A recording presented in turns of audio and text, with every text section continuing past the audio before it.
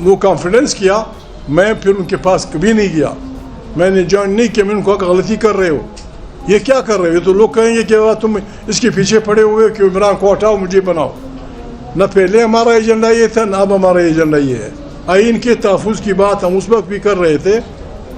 عمران خان جب پہلی دفعہ آیا اس کی 1 سیٹ تھی. پھر جب حکومتوں نے بگا دیا بی بی کو اور نواز شریف کو, وہ پھر ہم نے کوشش کی لندن میں ایک کانفرنس بلانے کی. اس میں عمران خان ہمارے ساتھ تھا.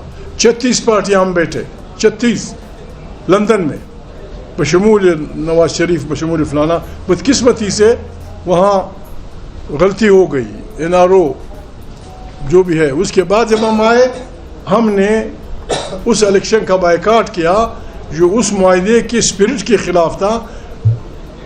PDM کی جو لندن والی اس میں تھی, اس میں ہمارا پہلا نقطہ یہ تھا کہ ہم کسی صورت ایسے انتخابات میں نہیں جائیں گے جس میں مشرف وردی میں ہوگا. دوسری ہماری بات یہ تھی کہ ہم نے ایک جمہوری پاکستان کی تشکیل کرنی تھی. میں تو بار بار ان سے لڑتا بھی تھا کہ ہمیں یہ گارنٹی بھی دے دو, یہ جو ایور گرین پالیٹیشین ہیں پاکستان کے, سندھ میں بھی ہیں, بلوچوں میں بھی ہیں, پنجابی میں بھی ہیں, سرائکیوں میں بھی ہیں, جو قائد اعظم کو چھوڑیے انگریز کے وقت سے لے کر اب تک ہر اقتدار میں رہے, کہ بھائی ان پہ پابندی لگی. آپ نے ہمیں گارنٹی دینی ہوگی کہ ہم ان پارٹیوں میں نہیں لیں گے. لیکن بدقسمتی ہے وہی لوگ آ گئے ہیں سب کے پاس ایور گرین.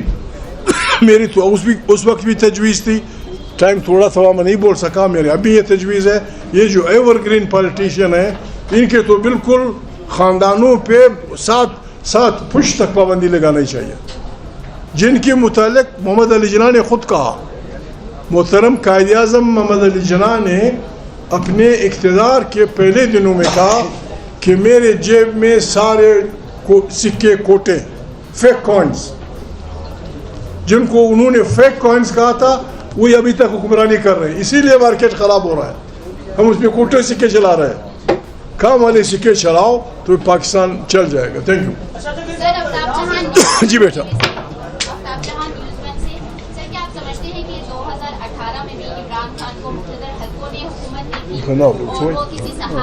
بیٹا میں سن نہیں رہا. جی میں یہ سوال پوچھ رہی ہوں کہ کیا آپ سمجھتے ہیں کہ 2018 میں عمران خان کو مقتدر حلقوں نے وزیر اعظم بنایا تھا, یا وہ کسی سہارے کی وجہ سے اس ٹائم پہ وزیر اعظم بنے تھے؟ بیٹا بات یہ ہے, میں باتیں یہاں نہیں کہہ سکا. میرے خیال میں ہم ایسے خطرناک دور میں ہیں کہ ہم ایک دوسرے کو تند و تیز جملے نہ کہیں. کس کا باپ چی گویرا تھا؟ ہم سب غریب لوگ تھے. کوئی پولیس میں تھا, کوئی لیویز میں تھا, کوئی ملٹری میں تھا. اگر ان گھرانوں سے اچھے بچے نکلتے ہیں اور جمہوریت کا جھنڈا اٹھاتے ہیں, اور آپ جس طرح ایک میرے دوست, میں جواب دوں گا طریقے سے, پارلیمنٹ میں ایک دوست نے تقریر کی تھی عمر ایوب کی تقریر کے بعد. اس طرح اگر ہم پکڑیں گے کہ تیرا باپ یہ تھا, پھر تو آپ ابراہیم خلیل اللہ کو بھی نہیں مانیں گے. ابراہیم علیہ السلام جس کو اللہ پاک خلیل کا لفظ دیتے ہیں کہ وہ حنیفہ, بالکل خدا واحد پہ یقین رکھتا تھا, اس کا والد مورتیاں بناتا تھا. تو کیا آپ اس کو کہیں کہ جی تیرا باپ مورتیاں بناتا تھا؟ بابا میرا باپ جو کچھ کر رہا تھا, میں یہ کہہ رہا ہوں کہ آئین کا دفاع کرو. یہ بات تجھے اچھی لگتی ہے جوائن کرو, نہیں لگتی بیٹا یہ نہیں ہونا چاہیے. جو بھی ہے. جی تھینک یو. ابھی کچھ ہی دن پہلے یہاں پہ کچھ سیاستدان انہی کرسی پہ بیٹھ کے پریس کانفرنس کر کے گئے ججز کے خلاف, اور انہوں نے کہا کہ جو ججز یا جو سول بیوروکریٹ ہے جن کی ڈوئل نیشنلٹی ہے بطور پارلیمنٹیرین بطور لیجسلیٹر, وہ کوئی اس میں قانون میں ترامیم لائیں گے. تو کیا آپ بھی ان سیاسی جماعتوں کے جو اس آدمی سے ایک بات کہہ دو, میں احتیاط کرتا ہوں, اس آدمی سے ایک بات کہہ دو کہ کم سے کم میں جانتا ہوں اس وقت پاکستان کی پارلیمانوں میں ایسے 4 یا 5 افراد آپ لوگوں کی سپورٹ سے منتخب ہو کے آئے ہیں جو ڈول نیشنل ہیں.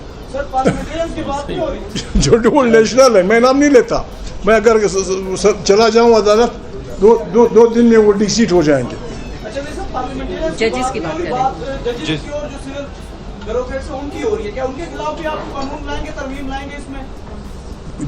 ذرا ریپیٹ کریں اپنا سوال. कुछ सियासतदान कुछ दिन पहले यहाँ पे जजेस के खिलाफ और सिविल ब्यूरोक्रेसी जो है उनके खिलाफ प्रेस कॉन्फ्रेंस करके गए कि जिनकी डुअल नेशनलिटी दोहरी शोरियत है उसके खिलाफ वो पार्लियामेंट में बतौर लेजिस्लेटर कुछ अमेंडमेंट्स लाएंगे, एक्ट तरमीम करेंगे. क्या आप उनका साथ देंगे बतौर? नहीं, बात ये है, देखो ये जो आप बात कर रहे हैं ये डुअल नेशनलिटी की. डुअल नेशनलिटी की हमारे पास पाकिस्तान के तकरीबन जिनकी डुअल नेशनलिटी इंग्लैंड और पाकिस्तान ये तकरीबन 12 लाख से ऊपर है. कनाडा पाकिस्तान ये तकरीबन 6-8 लाख से ऊपर है. तुर्की पाकिस्तान, ये जर्मनी पाकिस्तान ये भी 6 लाख से ऊपर है. आइन में चूंकि वहाँ आप जब नेशनलिटी ले लेते हैं तो शायद आइन के बनाने वालों ने इसमें विजडम समझा होगा कि जो आदमी 2 मुल्कों का शहरी हो उसको पाकिस्तान में फलाना काम नहीं करना चाहिए. तो ये तो आइन की बात हुई. ये अगर जज के मुतालिक है, फलाने के मुतालिक है, हमने तो यहाँ एक आज़ाद और बेहतरीन अदलिया की बुनियाद रखनी है. आपकी अदलिया चीख रही है कि खुदा को मानो, आप जैसा दाढ़ी वाला मेजर कहता है मेरे दफ्तर में बैठा है और मुझे कहता है फैसला ऐसे करो. हम तो इसके पीछे पड़े हुए इसको रोकने के लिए. ये तो बाकी ऐसी गपशप गुजारी वाली बात. देख रहे मशहूर की मुजरी ना हो. अच्छा, आप खुद भी शायद हों जी.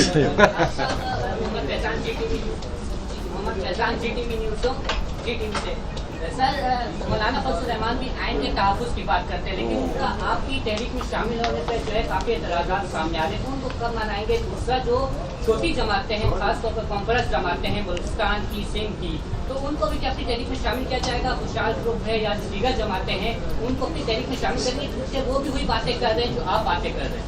बात ये है मेरे भाई, हम तो यहाँ हामिद रज़ा ने भी कहा, साथियों ने भी कहा, हम ये समझते हैं कि जितनी जल्दी हम आइन की बालादस्ती कायम करेंगे हमारे मुल्क की बीमारियां कम हो जाएंगी. फजल रहमान साहब अगर इस सोच के हामी हैं तेरे मुँह में घी शक्कर, जमात इस्लामी का अमीर अगर इस फिक्र का है आपके मुँह में घी शक्कर, पीपल पार्टी, नवाज लीग जो भी हैं, हम किसी को मना तो कहाँ करेंगे, हम किसी को छोड़ेंगे नहीं. बात ये है, ये बात सब लोग सुन रहे हैं. अभी आपकी दुआओं की बरकत है मौलाना, आपकी दुआओं की बरकत है, इन बहनों की दुआओं की बरकत है कि तहरीक इंसाफ और जमात उलमा इस्लाम में बहुत बड़े फासले थे, वो नज़दीक आ रहे हैं एक दूसरे के. मुल्तान के इलेक्शन में मौलाना फजल रहमान की पार्टी ने तहरीक इंसाफ के उम्मीदवार का साथ दिया था. ये बिल्कुल अनहोनी वाली बात थी. तो हालात बदल रहे हैं, अब दुआ करें इंशाल्लाह काम हो जाएगा. ये बताइएगा, अभी आपने कहा कैसा होगा अभी आपने कहा कि पार्लियामेंट में कुछ पार्लियामेंट में 4 से 5 लोग ऐसे हैं जो डुअल नेशनलिटी हैं, और आप जो है ये तहरीक तहफ़्फ़ुज़ आइन के पे बात कर रहे हैं, तो वो भी अगर जो खिलाफ है ना, आइन के खिलाफ है, जो डुअल नेशनलिटी है, तो उसके खिलाफ आवाज़ क्यों नहीं उठा रहे आप? आपने कहा कि नाम ले लूँ और वो मतलब ये मेरी तो ये ख्वाहिश है कि उन्हें पार्लियामेंट में नहीं होना चाहिए. तो आवाज़ क्यों नहीं उठा रहे? जिनके खिलाफ खड़े हो गए, जिनके खिलाफ वो मुंतखब होके आए हैं, अगर वो दावा कर दे मैं उनका गवाह बन जाऊँगा. मज़ीद हालात हाज़रा से बाखबर रहने के लिए हमारे चैनल iPoint TV को सब्सक्राइब करें.